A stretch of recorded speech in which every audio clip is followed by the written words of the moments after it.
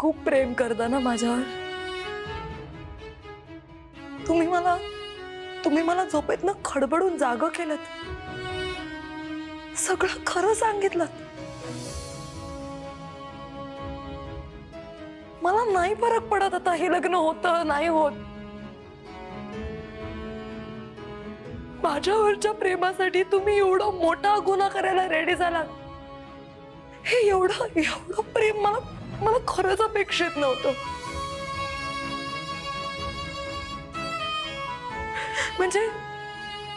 म्हणजे मी माझ्या प्रेमाच्या मागे धावत होते, पण तेव्हा मला कळलंच नाही की माझ्या आजूबाजूला एवढं प्रेम आहे। Thank you so much.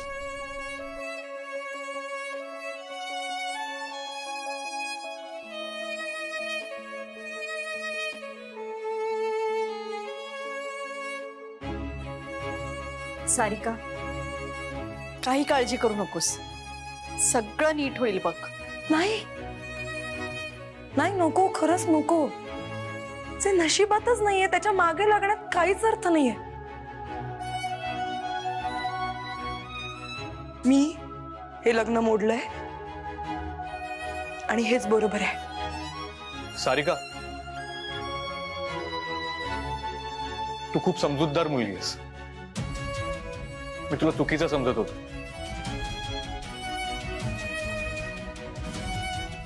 वहिनी, आम्हाला माफ करा। अहो नाही, माफी मी मागते तुमची।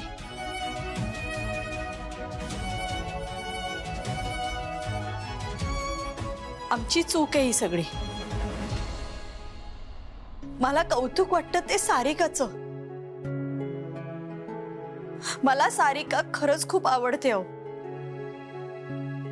सारिका, तू लहान होतीस ना, तेव्हापासूनच तू मला माझी सून म्हणून यावीस असं वाटत होतं ग। आता वेदांत आणि विक्रांत ह्यांना ठरवू दे काय करायचंय ते। पण आता विक्रांतला लग्न करायचं असू दे किंवा नसू दे, आता विक्रांत काय ठरवतो याची मी नाही वाट बघणार। कारण आता मलाच विक्रांतशी लग्न नाही करायचं।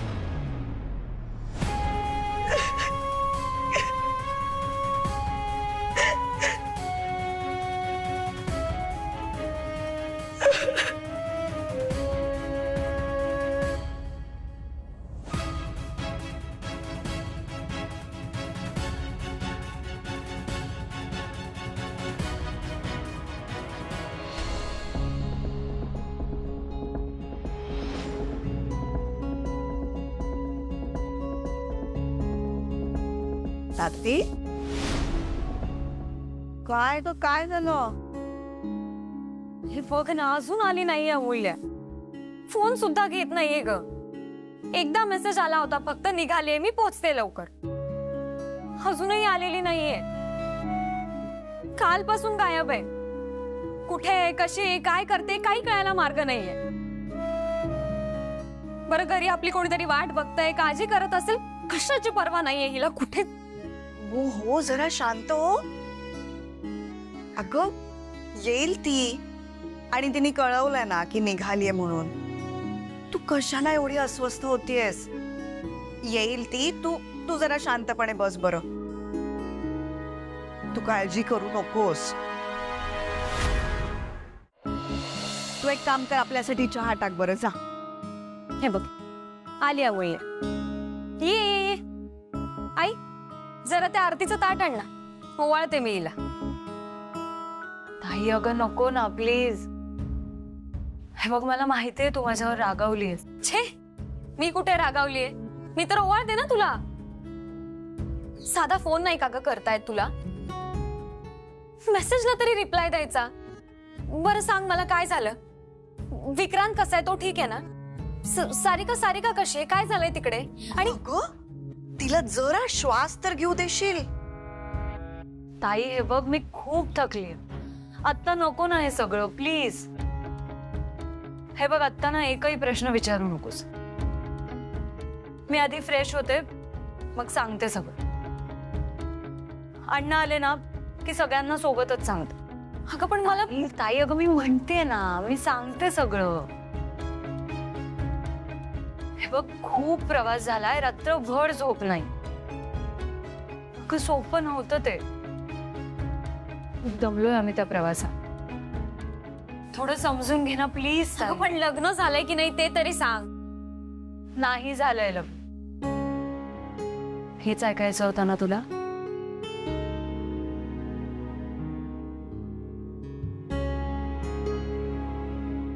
मी आले फ्रेश.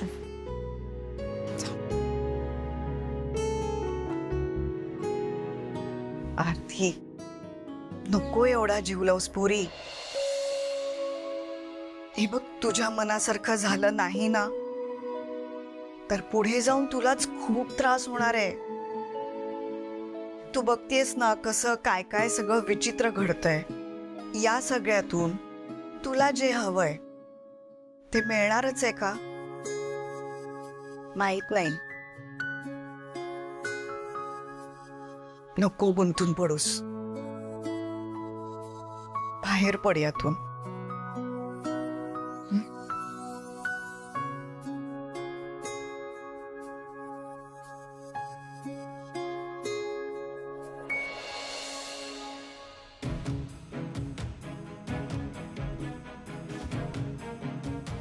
एक मिनिट, मला बोलायचंय. ऐकायला नाही आलं का? आलं ऐकू. तुला बोलायचंय ना? मला पण तुझ्याशी खूप बोलायचंय.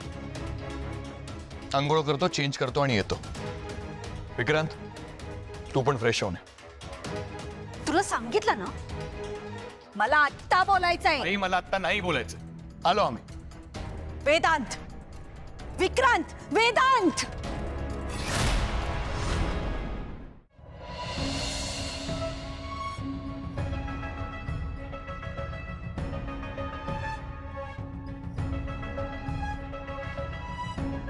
चला पटकन रेडी वाडी जेवायला या. मला भूक नाहीये. सार्थक, तू जेवणार आहेस? कोणी जेवू तरी कसं शकतं आता? निदान मला कळवायचं तरी तुम्ही येणार होतात तर. कसं कळवणार सांगा ना. कमी प्रयत्न केलेत मी. सगळ्यांचे फोन बंद. त्या ड्रायव्हरला कॉल करतोय, तो सुद्धा फोन उचलत नव्हता. पप्पा, तुम्ही सांगितलं तुम्ही पुण्याला जाताय आणि तुम्ही. काय बोलू मी पप्पा? नशीब ते फार्म हाऊस मला माहिती होतं. हो, सांगितलं आम्ही पुण्याला जातोय म्हणून. खरं सांगून काय उपयोग होता? खरं सांगितलं असतं तर तू जाऊन ते त्या वेदांतला सांगून आला असतास. हल्ली तुला बापापेक्षा तो वेदांत जवळचा झालाय ना. कोण जवळचा आहे कोण दूरचा आहे तेच समजेन असं झालंय मला. सार्थक, पप्पा,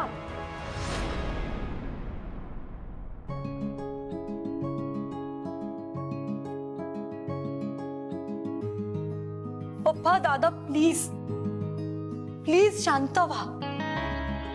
हे बघा, जे झालं ते बरं झालं. कारण जे होत होतं ना ते चुकीचं होतं. जे नाही झालं त्याचं दुःख नाहीये मला, खरंच. फक्त प्लीज आता या घरात तो विषय आपण पुन्हा नको काढूया. नको बोलूया त्या विषयावर प्लीज. दादा, वहिनी, हात जोडते, मी विनंती करते, नको बोलूया त्या विषयावर. जा तुम्ही फ्रेश व्हा. हे बघा, मी खरंच बरी आहे. मला आतनं खूप बरं वाटतंय. फक्त आपल्या या घरात मला आता शांतता हवी, बस. कराल तेवढं?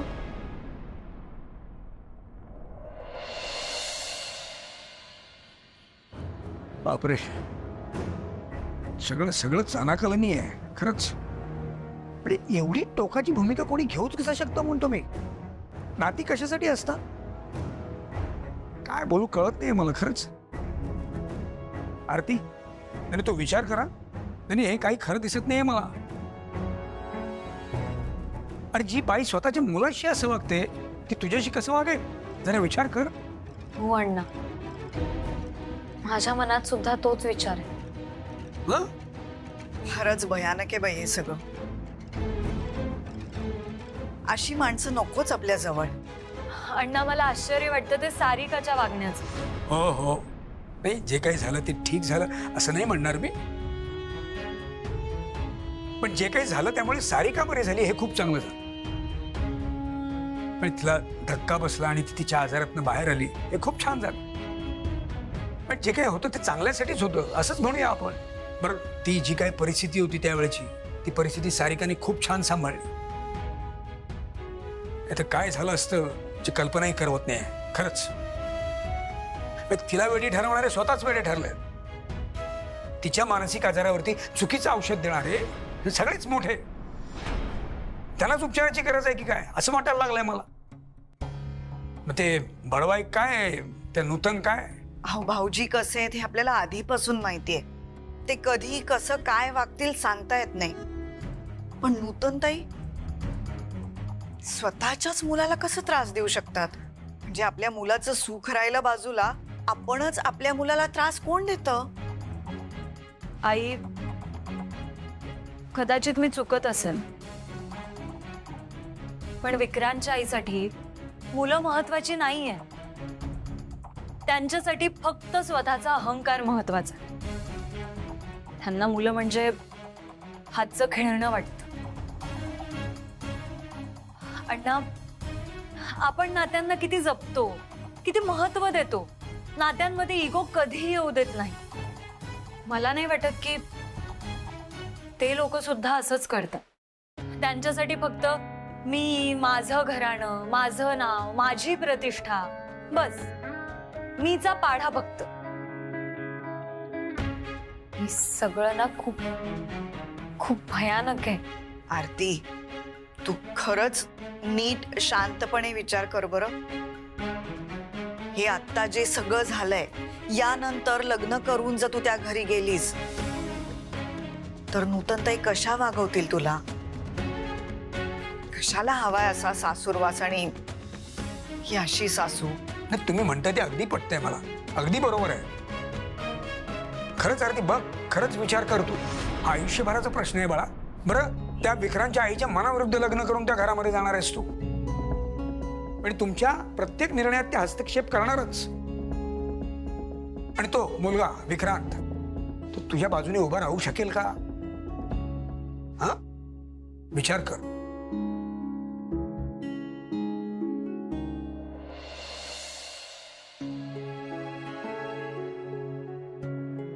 बच्चा,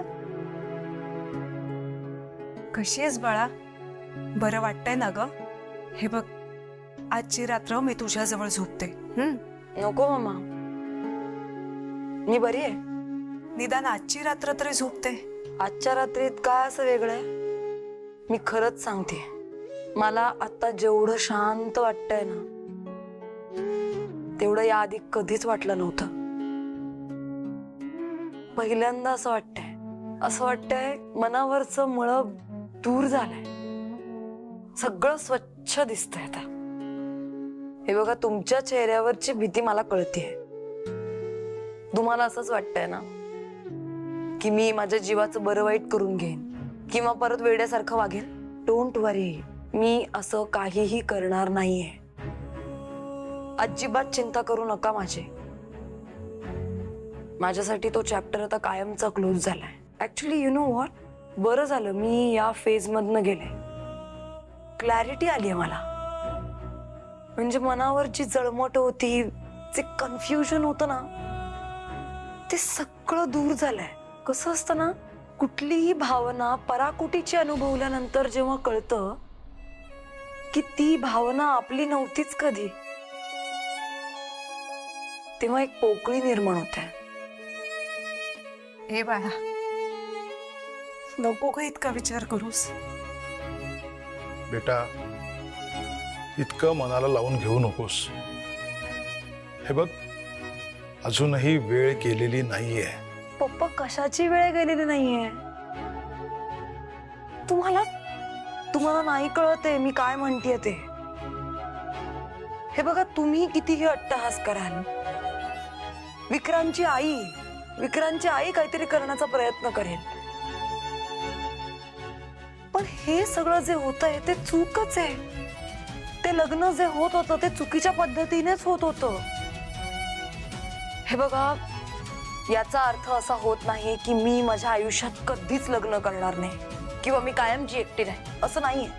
फक्त आत्ता या क्षणी मला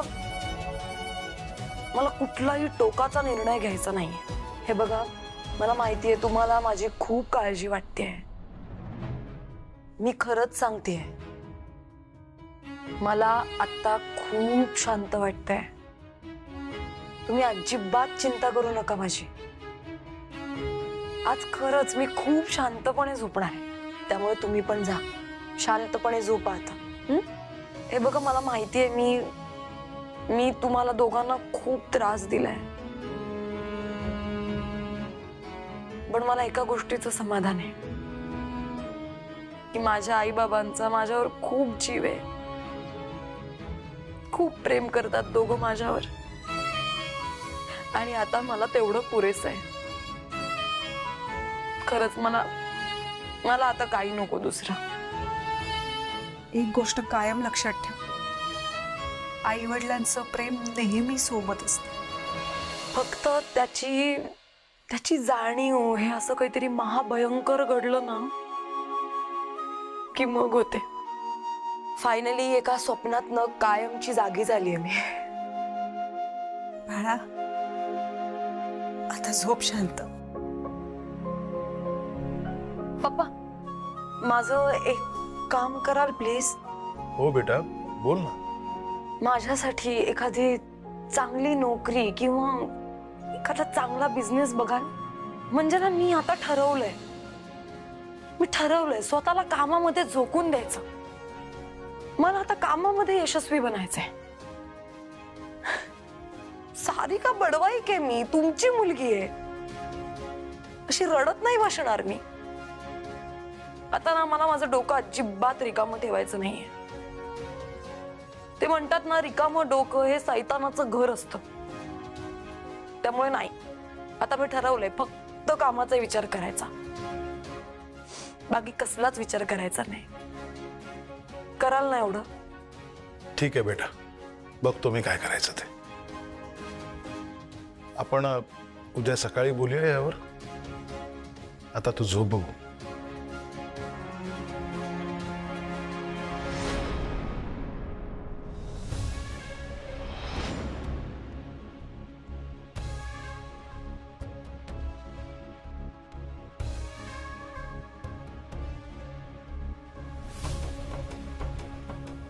बोल आई, काय बोलायचं होतं तुला?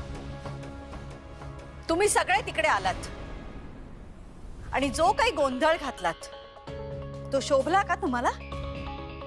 तू बँडवाला बनून आलास, स्वतःच्या इमेजचा थोडा सुद्धा विचार केला नाहीस का? एक मिनिट आई, माझा भाऊ महत्वाचा का माझी इमेज? का तुला तुझी इमेज जास्त महत्वाची वाटते? माझ्या लहान भावाचं लग्न, ते सुद्धा त्याच्या मर्जी विरुद्ध तुम्ही लावून देत असताना अगं मी बँडवालाच काय, डाकू बनून पण आलो असतो. तू असाच कायम माझ्या विरोधात जाणार आहेस का? नाही आई, मी कधीच तुझ्या विरोधात जात नाही. अगं पण तुझ्या लक्षात येत आहे का ते बडवाई काय करत होते? अगं ते या सिच्युएशनचा गैरफायदा घेत होते. आई, अगं विक्रांतला डांबून ठेवलं होतं त्यांनी. हा गुन्हा आहे. आणि विक्रांत मला बोलला की त्यांनी त्यांच्या गार्ड्सला सांगून ठेवलं होतं की जर विक्रांतने पळून जाण्याचा प्रयत्न केला तर त्याला गोळ्या घाला, आणि जर मी तिथे दिसलो ना तर मलाही गोळ्या घाला. हे चाललं असतं का तुला? मी जर बँडवाला बनून आलो नसतो ना तर त्यांनी मला गोळ्या घातल्या असत्या. ऍक्च्युली बरं झालं असतं, आम्ही दोघेही मेलो असतो आणि हे सगळं कायमचं संपलं असतं आणि तुलाही बरं वाटलं असतं. काय वाटेल ते बोलू नकोस. तुमचं मरण बघण्यासाठी जन्म दिलाय का रे तुम्हाला? दोघांसाठी 9-9 महिने कष्ट सोसलेत मी. विक्रांतच्या वेळेला इतका त्रास झाला, तो या सगळ्यासाठी सहन केला. हे बघ, तुमचं भलं माझ्या हातात आहे आणि तेवढ्यासाठी हे सगळं केलं मी. त्या बडवाईकांना वाटतंय की त्यांच्या मुलीला बरं नाहीये म्हणून त्यांनी विक्रांतला किडनॅप करून त्याचं लग्न लावण्याचा प्लॅन केला. आई पण तू साथ दिलीस त्यांना. तुम्ही दोघांनी हे प्लॅन केलं आणि तुला एकदाही आमच्याशी बोलावंसं नाही वाटलं? परस्पर जाऊन सगळं ठरवून आलीस, मला आणि आद्याला अंधारात ठेवलं. आई, एकदा तरी चर्चा करायची होतीस ना. चर्चा करून निर्णय होत नाहीत. हे नव्याने शिकले मी राजकारणात. निर्णय घ्या, थोपवा.